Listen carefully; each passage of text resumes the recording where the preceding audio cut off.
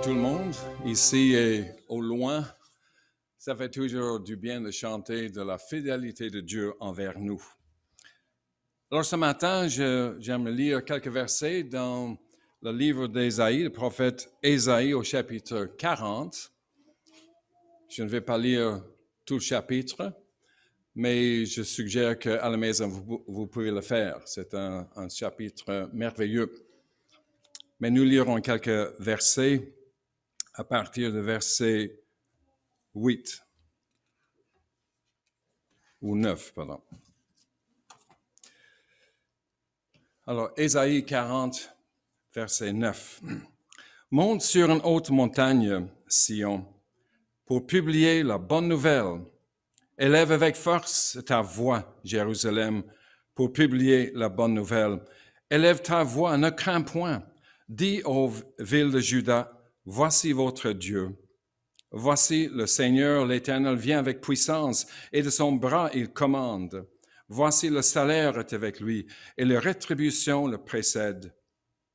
Comme un berger, il paîtrait son troupeau, il prendra des agneaux dans ses bras, et les portera dans son sein. Il conduira les brebis qui allaitent.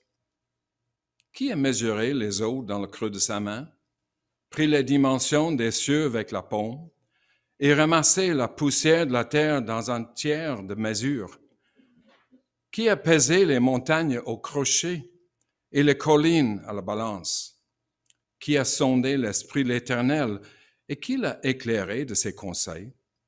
Avec qui a-t-il délivré pour en recevoir de l'instruction? Qui lui a appris le sentier de la justice?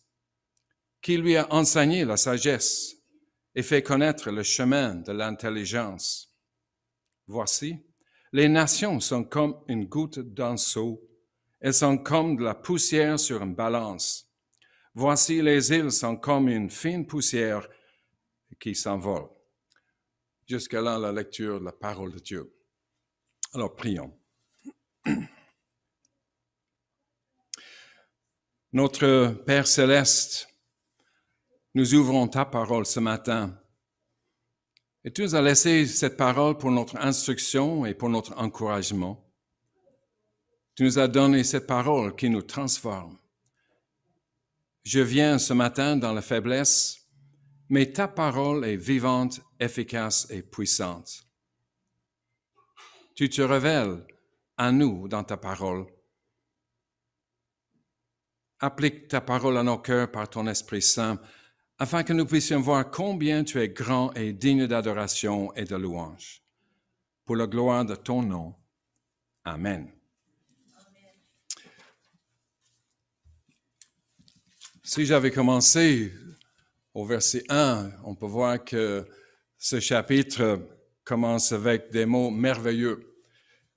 Les premiers deux versets disent ceci.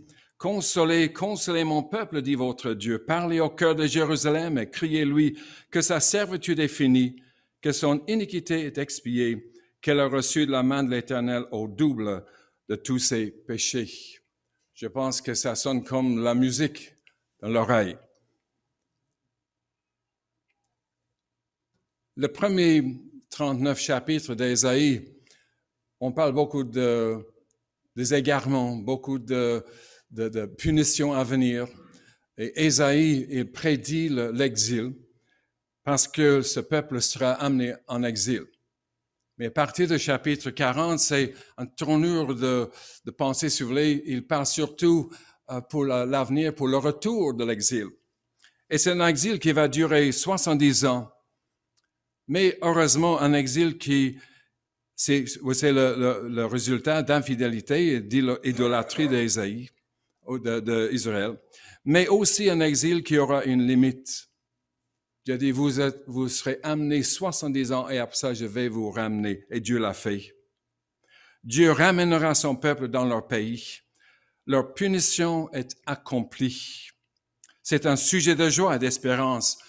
Et quand je vois ce verset-là, je vois qu'une autre vraie consolation est surtout dans le fait que Dieu nous a pardonné et a effacé la dette de nos péchés. Il dit à son peuple que sa servitude est finie, que son iniquité est expiée.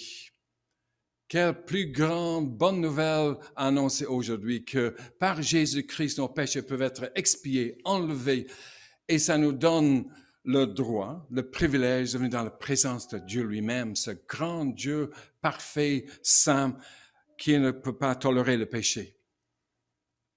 Mais il y a une autre déclaration, une autre bonne nouvelle dans ce chapitre.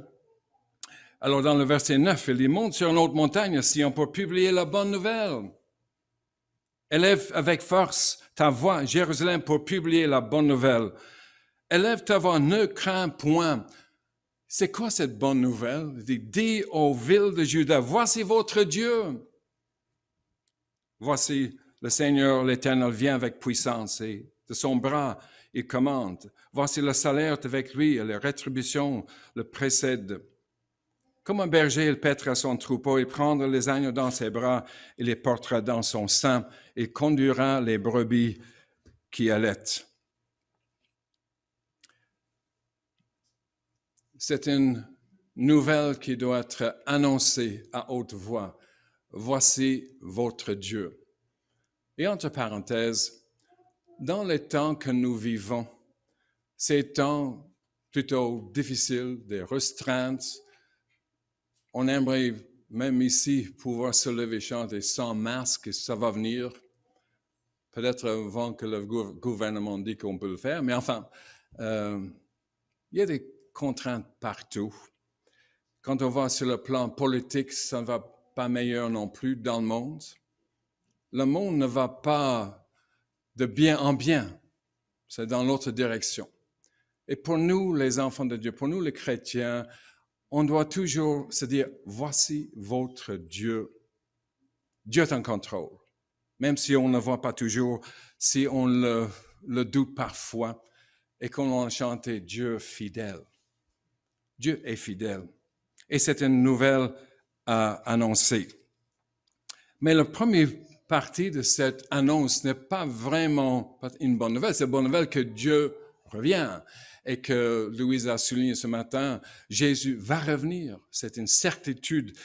Mais la première partie, c'est pas très réjouissant pour ceux qui ne connaissent pas le Seigneur, parce que l'Éternel vient avec puissance, ok, et de son bras, il commande, oui, il est le souverain maître, il est le roi des rois, mais voici le salaire est avec lui, et les rétributions le précèdent. Dieu va venir amener tous ses siens, ses enfants avec lui pour l'éternité, lors de cette deuxième résurrection de nos corps, mais il vient aussi pour juger.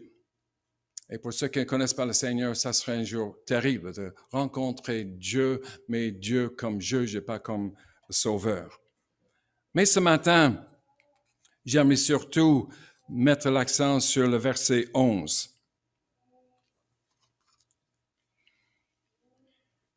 Comme un berger, il paîtra son troupeau. Il prendra les agneaux dans ses bras, il les portera dans son sein. Il conduira les brebis qui allaitent. Et comme dans une autre traduction, il dit, il prendra les agneaux dans ses bras, il les portera près de son cœur. Voilà une scène qui me touche personnellement. Bien sûr, je vous ai déjà parlé de cela, et ça vaut la répétition. Enfin, moi je crois que ça vaut la répétition. Je dois monter maintenant plus de 50 ans, mais je me souviens toujours. On avait ce troupeau de brebis. Et après l'école secondaire, j'ai passé une année à la ferme avant d'aller faire des études d'infirmier. Et avant d'être infirmier, j'étais fermier, mais surtout j'étais berger. Parce que mon père, si je reste ici l'année, mon travail principal, c'est prendre soin de nos brebis. On avait 75 brebis, dont 14 étaient les miens, personnellement. Alors, j'ai déjà porté les agneaux, comme c'est décrit ici. Vous savez que même en hiver, chez nous, les brebis étaient à l'extérieur. C'était pas dans un pays chaud, mais c'est pas aussi froid que le Québec. Quand ça descendait à -7 la nuit, c'était une grosse affaire. Si on avait de la neige comme ça pendant une semaine, c'était un gros hiver. Mais les brebis étaient dehors et chaque soir, j'allais voir comment ça allait. Alors, au mois de janvier, c'est le mois où les agneaux sont nés, plutôt le mois de janvier, février. Alors, parfois, quand un agneau est faible, quand un agneau naît, s'il ne se lève pas assez vite, parce que c'est incroyable de voir à quelle vitesse un agneau peut se lever. En quelques minutes, il commence à bouger, puis il se lève, et puis la mère est là pour le lécher, pour l'encourager. Mais parfois, un agneau vient un peu faible, il reste couché au sol. Et c'est quand il fait -2, -3, -4, le sol est comme un gelé, et si l'agneau reste là trop longtemps, il meurt gelé. Et je suis arrivé à plusieurs reprises voir un agneau qui vient de naître quelques minutes, qui n'était pas capable de se lever. Alors, qu'est-ce que j'ai fait? J'ai pris cet agneau dans mes bras et même autour du cou, et je l'ai conduit à la maison pour le réchauffer. Et bien sûr, la brebis me suivait de près. Vraiment, il n'y avait pas d'espace entre elle et mes jambes, parce qu'elle suivait bien ces brebis. Il faut dire aussi qu'il y a d'autres brebis, c'est la première année qu'ils ont un agneau. Le premier né, c'est correct. Et puis pour le deuxième, elle s'éloigne un tout petit peu, peut-être 20 pieds du premier. Et comme c'est sa première fois, elle oublie qu'elle a déjà un agneau. Alors elle met bas le deuxième, mais elle oublie d'aller chercher le deuxième. Alors ce pauvre deuxième, parfois, il reste là. Alors c'est bien que le berger soit là pour le sauver. Alors, j'étais tout heureux de sauver ces petites vies. Mais ce verset nous montre que Dieu nous porte et nous garde tout au long de notre pèlerinage sur cette terre. Il nous porte comme un brebis, un berger. Et je crois que cette vérité a poussé le roi David à exclamer dans le psaume 23, « L'Éternel est mon berger, je ne manquerai de rien. Il me fait reposer dans le vert pâturage et me conduit près des eaux paisibles. » C'est merveilleux, cette confiance. Comme David dit, je suis en bonne main. Je suis en sécurité. Bien sûr, il y a des ennemis. La vie est difficile. Il n'a pas tout arrangé. Il y a des luttes, mais je suis en sécurité. Pourquoi? Parce que l'Éternel est mon berger et c'est lui qui me porte.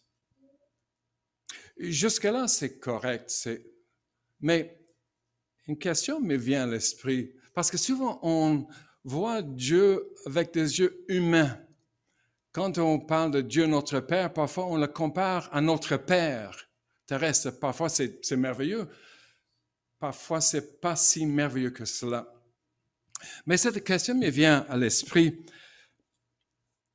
Est-il vraiment capable de me porter, de me protéger? Puis-je avoir confiance en lui, surtout quand les circonstances difficiles de la vie amènent le doute? Et quand j'étais jeune, encore plus jeune que quand j'étais berger, je me souviens un jour, mon père c'est le grand, fort, puissant, mon père était quelqu'un de merveilleux. Mes premiers souvenirs de mon père, si vous voulez, c'est quand il me prenait sur une main comme ça, il me fait voler comme un avion. J'avais pas 20 ans. Je ne sais pas quel âge j'avais, mais je me souviens de ce set. Il me faisait tourner comme ça avec une main. Mon père était fort. Il fallait le voir travailler à la ferme. Et moi, je croyais que mon père pouvait tout faire. Et un jour, on marchait dans un champ. Et dans notre ferme, il y a une petite rivière qui traversait toute la ferme. C'était large comme le podium ici, peut-être. Et je dis, « Papa, es-tu capable de me jeter de l'autre côté? » Alors, je ne sais pas, parfois mon père aimait jouer aussi un tout petit peu.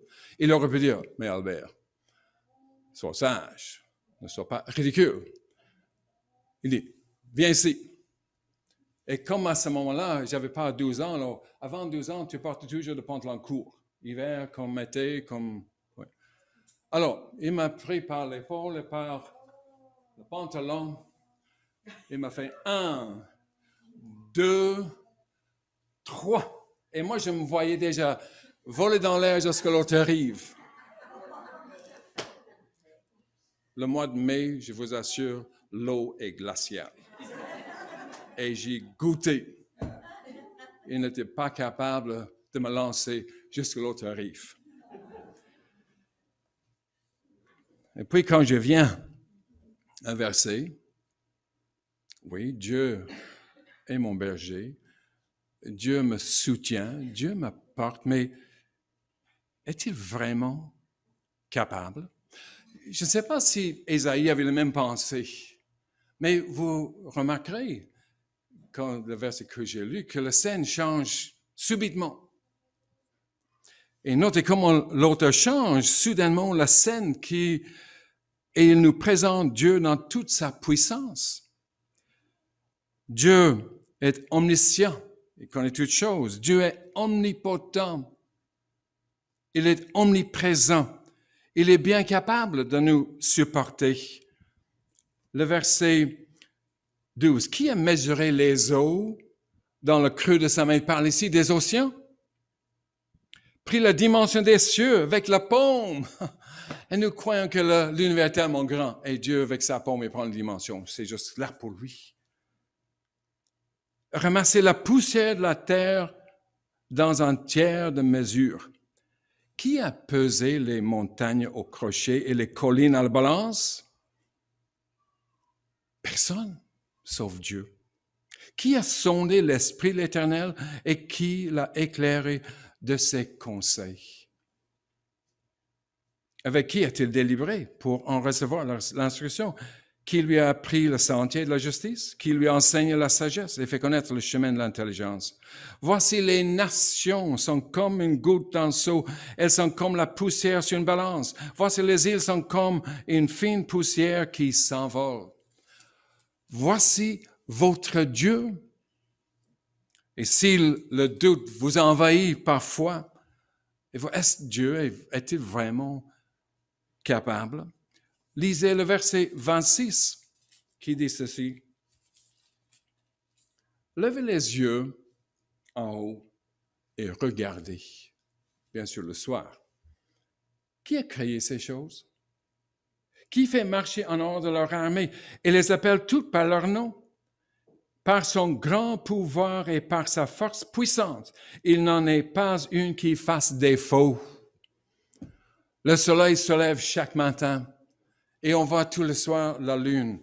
Et ça, enfin, quand j'étais plus jeune, je ne pensais pas vraiment comme ça. Maintenant, je pense plus à ça. Quand je vois la lune là, suspendue, mais c'est quoi qu'il tient? Rien. Enfin, c'est comme... Et Dieu fait tourner la terre. C'est comme s'il a pris un ballon sur le doigt. On voit souvent les joueurs de basket qui font tourner la balle sur le doigt comme ça, mais Dieu a fait, il fait tourner la terre. Ça fait des milliers d'années que ça tourne.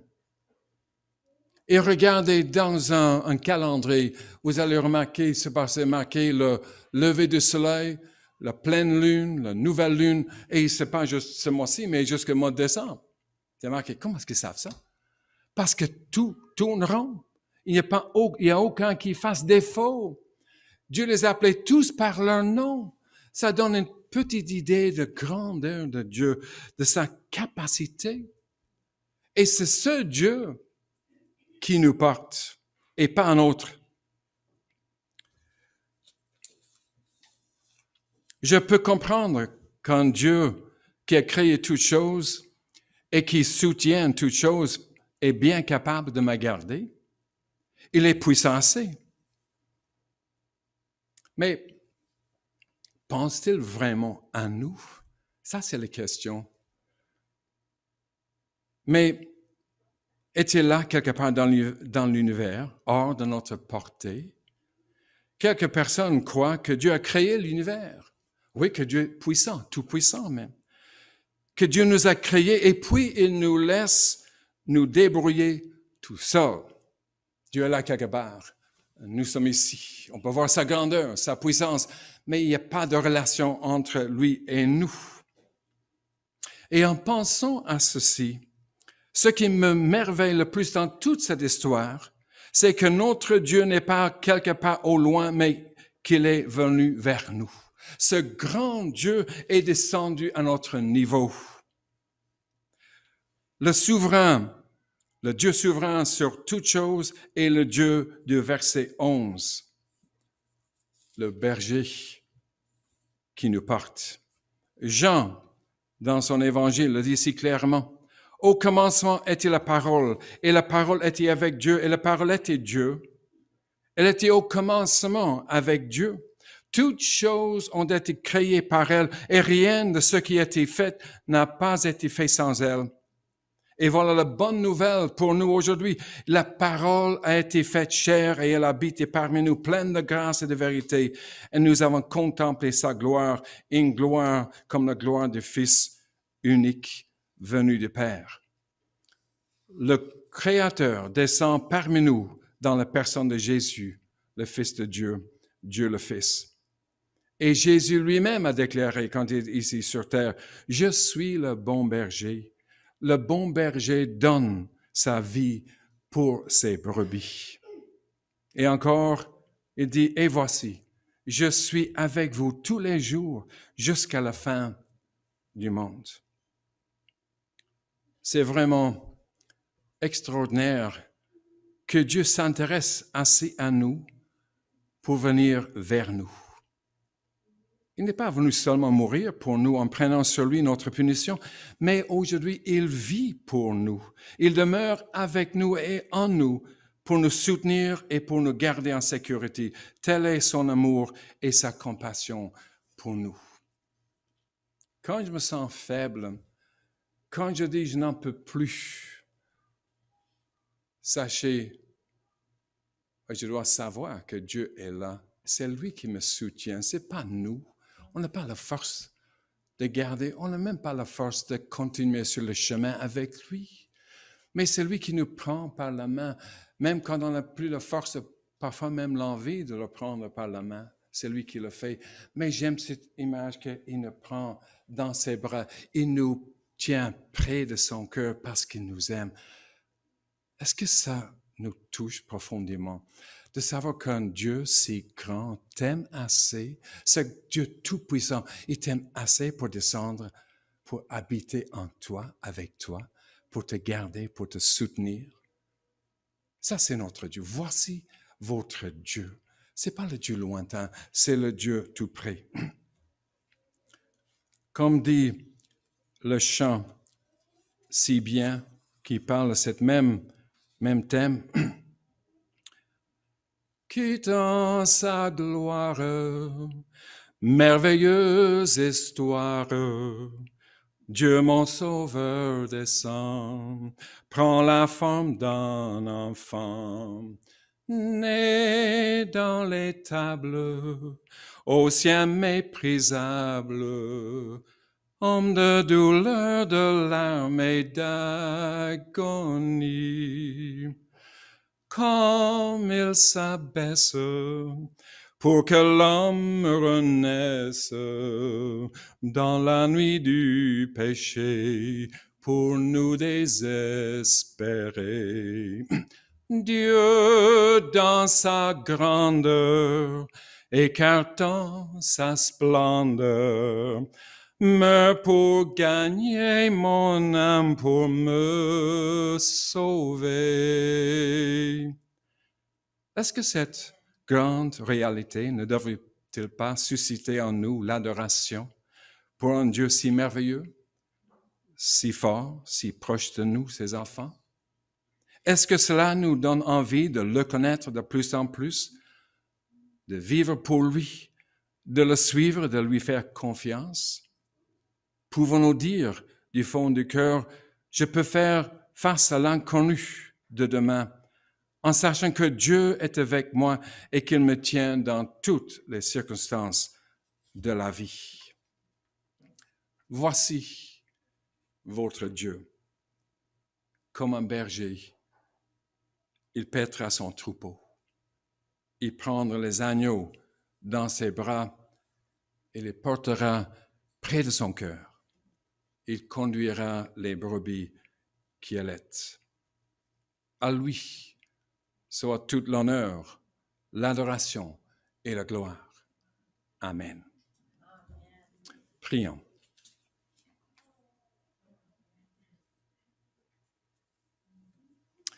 Notre grand Dieu et Père céleste, nous t'adorons pour qui tu es. Tu es digne de recevoir la puissance et la gloire. Nous te louons parce que tu es venu à nous et tu demeures avec nous et en nous par ton Esprit Saint. Tu nous as donné cette promesse, ne crains rien car je suis avec toi. Ne promène pas de regard inquiet, car je suis ton Dieu. Je te fortifie, je viens à ton secours.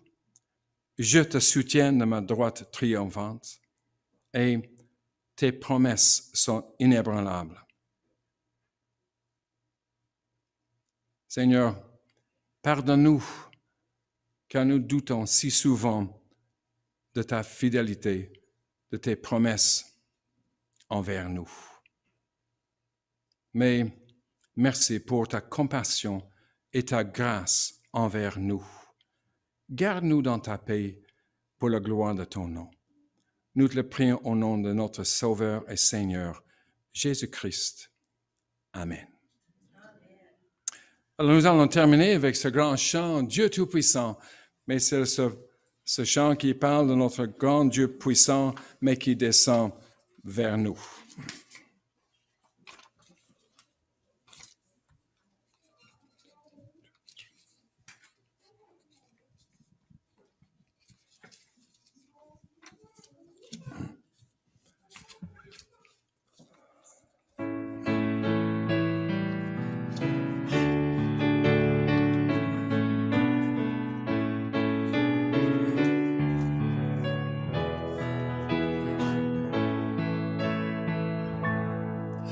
Dieu Tout-Puissant, comme mon cœur considère tout l'univers créé par ton pouvoir, le ciel d'azur, les éclairs, la tonnerre, le clair matin ou les ombres d'histoire.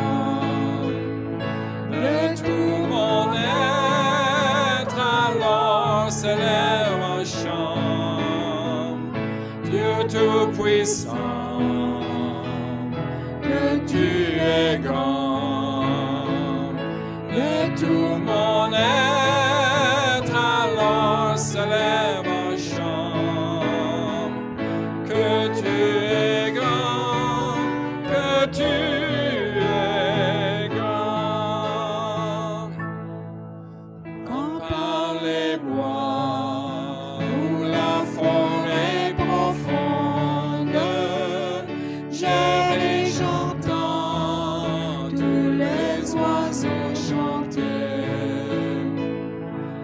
sur le mont, la source avec les ondes, livres et fils, son chant doux et léger.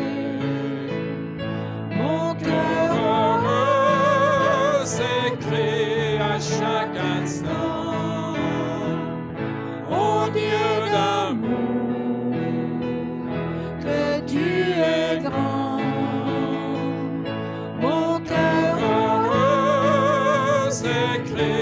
À chaque instant, ô Dieu d'amour, que tu es grand. Mais quand je songe au sublime mystère qu'un Dieu si grand a pu penser à moi, que son cher fils est devenu mon frère et que je suis l'héritier du grand roi. Alors mon cœur redit la nuit, le jour, que tu es bon.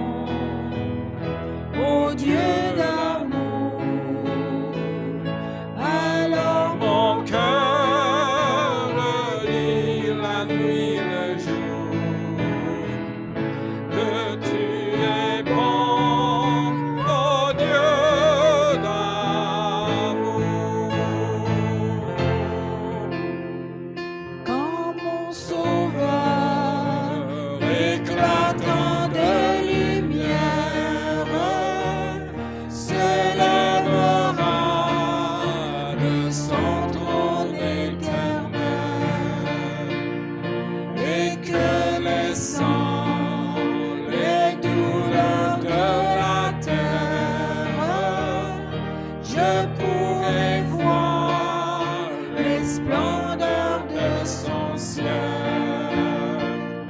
Je redirai dans son immense séjour.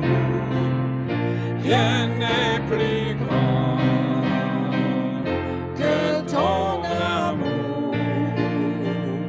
Je redirai dans son divin séjour. Rien n'est plus grand que ton amour. Amen. Alors, je vous laisse avec cette bénédiction que Dieu a donnée à son peuple. Que l'Éternel te bénisse et qu'il te garde. Que l'Éternel fasse luire sa face sur toi et qu'il t'accorde sa grâce. Que l'Éternel tourne sa face vers toi et qu'il te donne la paix. Amen. Amen.